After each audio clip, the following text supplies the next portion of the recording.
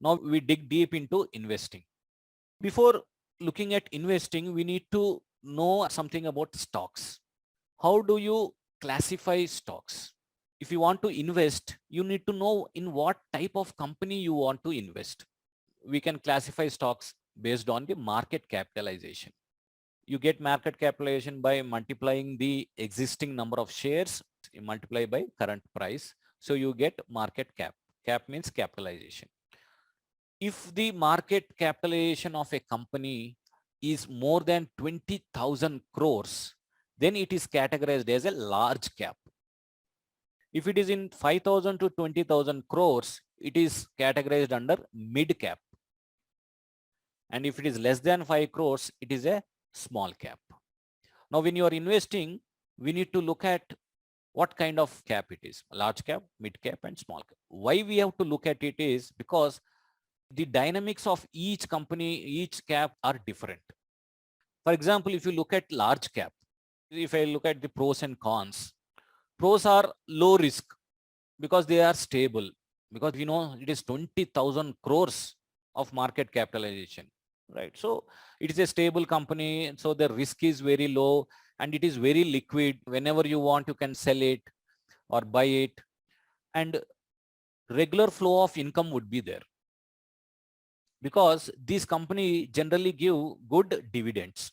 So when they give dividends, so there would be income for you. For example, if you are holding 20 stocks, so if 20 people give dividends in a year, you will get a good enough, like maybe depending upon the investments, you will get good enough returns as a dividend, which is tax free. So that way you can benefit.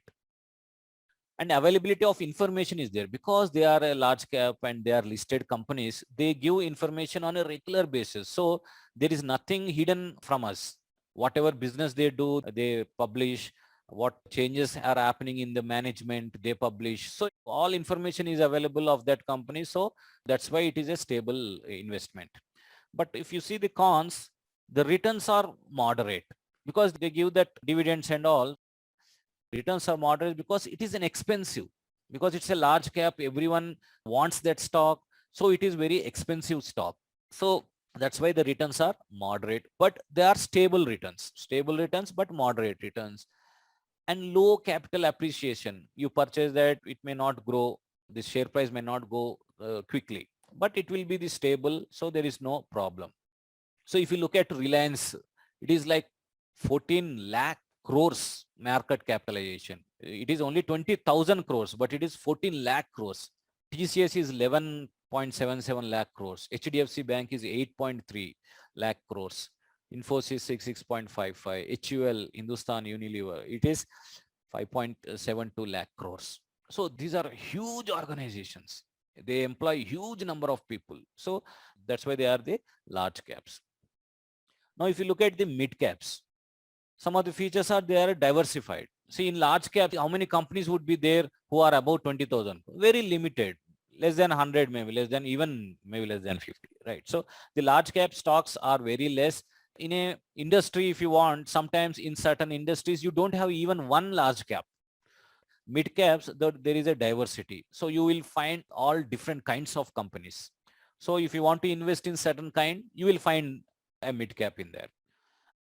Moderate risk will be there, and the chance of growth is there, and return potential is high, right? Because it is not overvalued, right? It's not expensive. It is little bit cheaper. So the return potential is there, and it is also liquid, and information is available from that. So if you see an example, M&M Financial, Natco Pharma, AI Engineering, Tata Chemicals, GMR Infra, like that, there are so many mid-cap companies. Now, if you look at the small cap companies which are less than 5,000 crores, they have very great growth potential.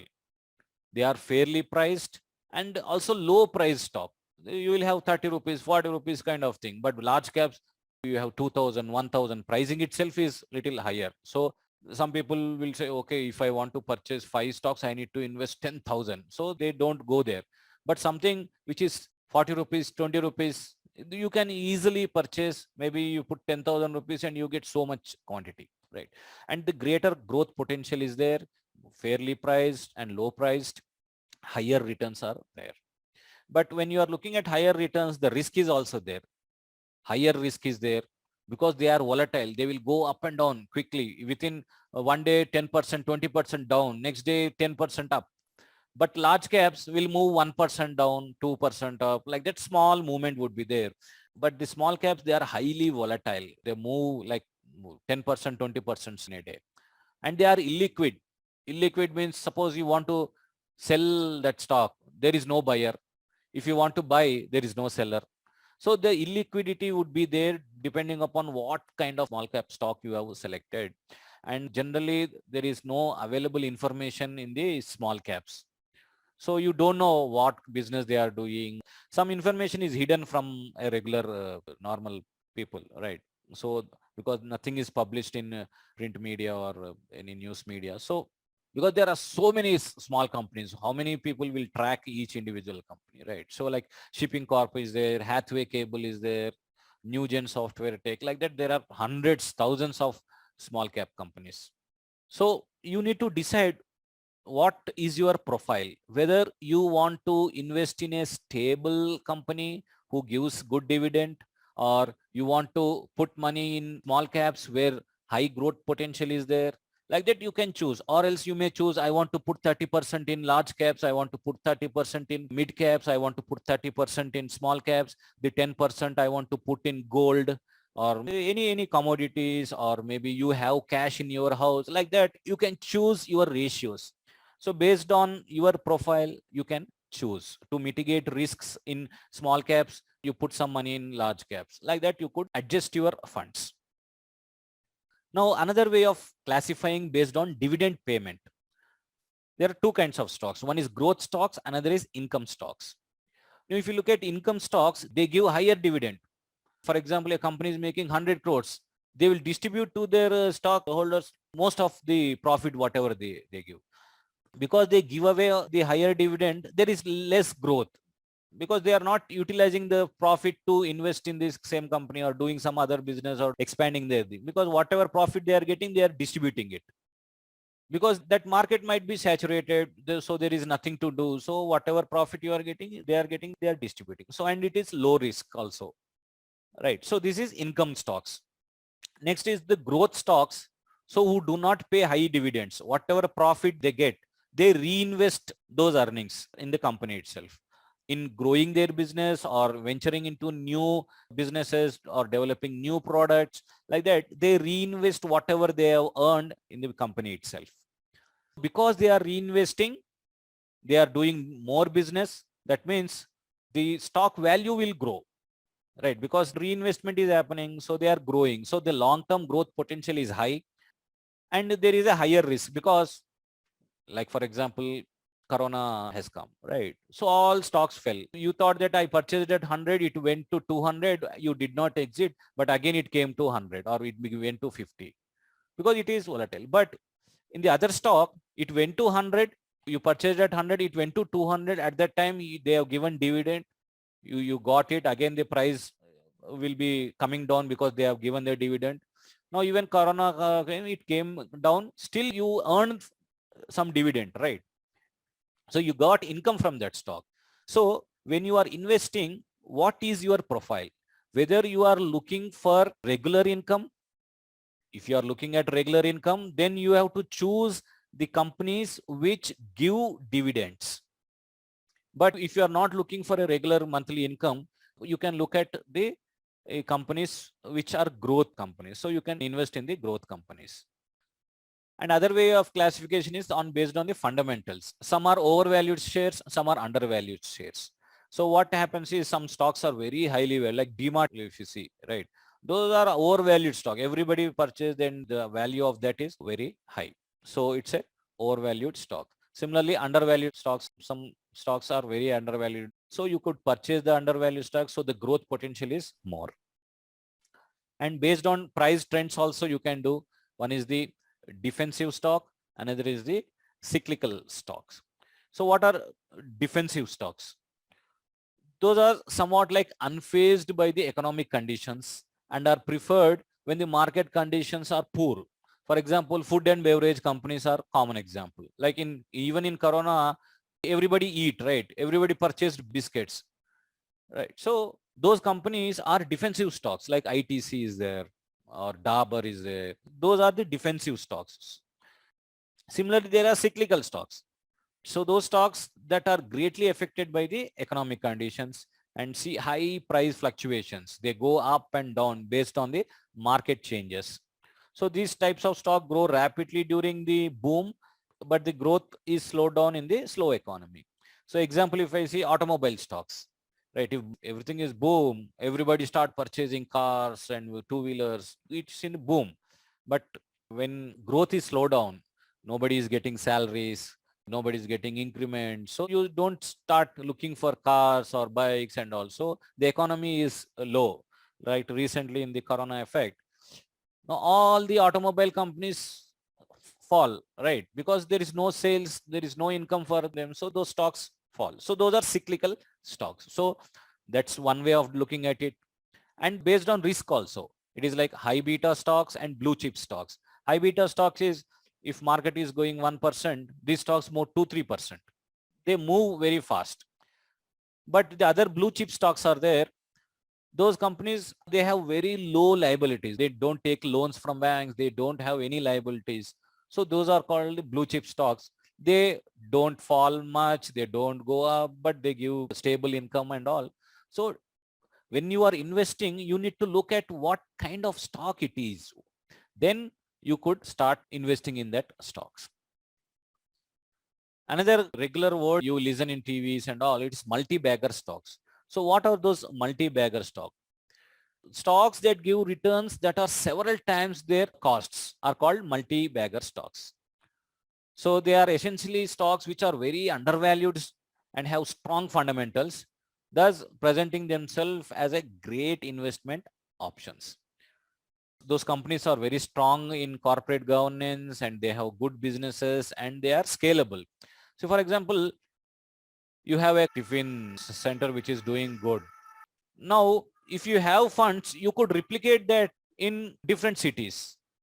Within 6 months, you put 10 different restaurants and every restaurant is working because you have a proven, right, that system is working, that restaurant is working in one location. So by expanding, you make a lot of money. So that is a multi-bagger. Right. So a stock that doubles its price, it is called as a two-bagger. If it price grows 10 times, it is called as a 10-bagger. That is, multi-baggers are stocks which prices have risen multiple times their initial investment. So some multi-baggers would be there. You invest small amount, but now they are like a huge, big profit-giving companies. And penny stocks is there. One of the common things, you get SMSs, you invest in this. So those are the low cost stocks which are priced at less than 10 rupees. So you will say, okay, if I invest 10 rupees, even if it goes to zero, what will I will lose? I will lose 10 rupees. So you what you do, you purchase 1,000. Even if I purchase 1,000, you are investing 10,000, right? Even if it goes to zero also, no problem. So so high returns would be there, because if 10 rupees becomes 20 rupees easily, it becomes a multi-bagger, right? So they give high returns. Sometimes they are illiquid. Even if you want to exit, you cannot exit. Still you hold in your portfolio. It is becomes from 10, it becomes 2 rupees. There is no buyer, like that. But they are unpredictable. They move up and down quickly. Right now, if you look at idea, it is like 9 rupees, 10 rupees kind. So it moves. Someday you see it is 7 rupees. Someday you see it is 12 rupees. Can you imagine 7 to 12, how much percentage returns it is giving? If you purchase at 7 and so 80% returns will come, right? So it is unpredictable and limited information is there, and there is a scope for scams. So a lot of scams are there. People send SMS to invest. Today is 10 rupees, tomorrow it will be 11, invest. So you say 10% gain, okay, you invest. Like that, they send SMSs to everybody and everybody start purchasing. It goes to 12, 13. Then you say, okay, it went to 13. Again, you put, last time you put 10,000. Now you put 1 lakh because you know it is growing. Then suddenly they will bring it down and you lose the whole amount. So scams are possible in these stocks. Index concept, we need to understand what is index. See, when you see a stock, it is falling, other stock is going up. So how do you know whether the whole market is going up or down? How do you know? So for that, they create this index. So index is a collection of securities. Also, it's a portfolio of securities. For example, if you look at Nifty 50, it is the collection of 50 top companies in India. Now, on a day-to-day basis, some stocks will come down, some stocks will go up. So they calculate the average movement of all those 50 stocks and they give it as an index. So a stock index is created to provide market participants with information regarding the average share price movement in the market. Now, if it is coming down, that means overall on an average share prices are coming down. If it is going up, the share prices are going up. Now, if you say Nifty 50 is at a peak, that means all-time peak. So all the stocks are gone up. If all stocks are coming down, the index will come down. Similarly, there are other indexes like BSE as Sensex and Nifty Bank is a specific, only banks are the components of that index. Similarly, in foreign, you have S&P 500, DAX in Germany, FTSE in Europe, that is in England, and Hang Seng in the Singapore market, like that. So these are just small examples I have given. There are so many indexes are there. So what are the types of investments you could make? We have discussed about stocks. You purchase stock in primary market or secondary market. Then there are these other securities also, which are bonds. Bonds are, you can think it as a loan you are giving to a company or government. Government needs funds or company needs funds. So what they do is they issue bonds. Now you purchase that bonds. When you purchase a bond, you are allowing the bond issuer to borrow your money and pay you back with interest. So you are giving loan to a company. You are giving loan to a government. So when you purchase a bond, there will be interest component prefixed.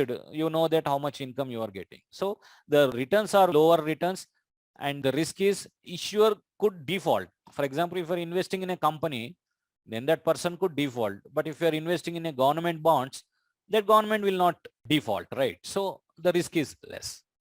Similarly, there is other avenues. For example, we have discussed large caps, small caps, income generated, dividend, so many things are there. You may not have time to do that. So what you do, you take help of people who are having knowledge. So who are the people who have knowledge? The fund managers. So you put money in mutual funds. So in mutual funds, money is pooled and the fund manager will take decisions and purchase based on the theme of the fund. For example, there is a large cap fund. That means if you put money in large cap fund, he will invest only in large cap. If you have a theme which is based on small cap, they will invest only in small cap. So that fund is managed by a fund manager and the strategy is predefined. He cannot go beyond that strategy. He cannot put money in different strategies. So there is a fixed rule. So that is mutual funds. And index funds are there, which has very less cost. So index funds is a type of mutual fund that passively tracks index, right? For example, index we have discussed, right? Nifty 50. Now, if the index has moved 10% up, that means when you are putting in the index fund, if you have put 100 rupees, your value will become 110 because the index has gone up 10%. So your fund will also go up 10. If index comes down by 2%, your fund will also come by 2%. So it matches the returns of an index. So there is no intelligence required. The fund manager will put in those 50 stocks. There is no calculation required. If you put 100 rupees, he will put this 100 rupees in those 50 stocks. Simple. So that's why the cost is very less. There is another kind of thing which is called as exchange traded funds. It is same index funds, but that is tradable on exchange. You purchase that, you can trade, you can buy, sell on a exchange. So those are the similar, but it is tradable. So they are exchange traded funds. So for trading, as we said, we are holding for a shorter period of time, but we are doing a lot of things. So we need to understand one concept. One is called as the derivative. So what is a derivative is, say for example, if you want to purchase gold, there is a limited amount of gold available, right? But if you want to purchase more, you cannot do that. So what we do is we take the help of a derivative. So a derivative is a product whose value is derived from the underlying asset. So the asset could be multiple ways. It could be gold, silver, wheat, sugar, cotton, oil, coal, natural gas, shares, bonds, foreign exchange, whatever it is, underlying asset is there. The value of that is derived, and that is a contract. Okay, a simple example I will give. A farmer is there and a factory miller is there. Now farmer is producing sugarcane and miller wants that sugarcane to manufacture sugar.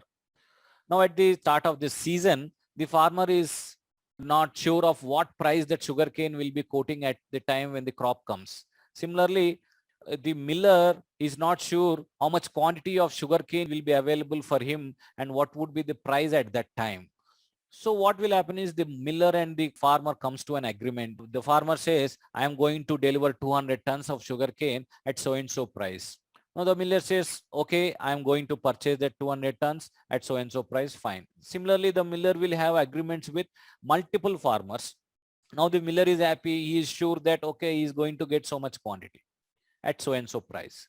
So that agreement is a contract between those two people, right? So that is the genesis of the derivative. So it's a contract. So there are different contracts. What example I have given is a forward contract. So it is an agreement between two parties to buy, sell an underlying asset at a certain future date for a particular price. And that too, it's predefined. Then there are futures and options. Those are same, but we are trading on an exchange. So for trading purposes, we use these two instruments, futures and options. So I'm not going deep into it. Maybe in the next session, I will go deep into that. So if you want to trade, you could use two different instruments. One is the stocks, another is the derivatives. So in derivatives, you could use the stock derivative or commodities, and the other two instruments can be used. So there are different tools to trading. And if you look at the different types of traders, one is the positional trader who takes the trade and holds for a longer period, maybe 2 days, 3 days, sometimes years also. So he is called as the positional trader. Another is a swing trader. Suppose you know that for a small period of time, maybe days or weeks, it is going to go up. So you buy it and you wait for that price to come, you exit. So it's a swing trader. The other is a day trader. Day trader means in the morning he will enter, take the trade. By the close, he will exit that trade. So he is called as a day trader. Another is a scalper. Scalpers is the positions are held for seconds or 2 minutes and with no overnight position. So there is no overnight position. You buy for a few seconds, you benefit from the price movement, get out. So on the based on time, one is the scalper, which who waits for seconds or to the minutes. A day trader will do in a day, and swing trader, he does for a couple of days or couple of weeks, and positional trader, he holds for a longer period of time. And there is another concept called as algorithmic trades. Algorithm is like a program, a computer program, which is trading on your behalf. You write a program and based on whatever instructions you have given, that will take trades. So if you look at today, 50% of the total transactions which are happening on exchange are done by the algos or the programs, software programs which are running.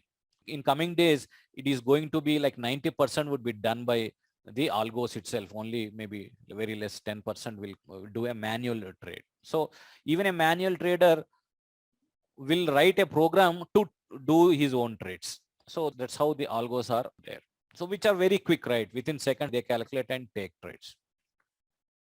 And if you look at market timings, there is three different things. One is pre-opening. In that pre-opening also, there are three different segments. So for us, it's like 9 a.m. to 9:15. It's a pre-opening timing. And a normal tradable session for a normal user, it is from 9:15 a.m. to 3:30 p.m. And closing session is 3:30 p.m. to 4 p.m. For a normal user, the normal session itself is the important. The other things are not required. And whatever today we have seen the tip of the iceberg only tip, right? So there is so many things to know and to learn. So, but today's session would have given you an idea about what stock market is and what are the different possible avenues are there and how to participate in the market and what are the other participants of the market and what are the different instruments or different methods where you can benefit from the stock market. So that concludes the session and thanks for attending.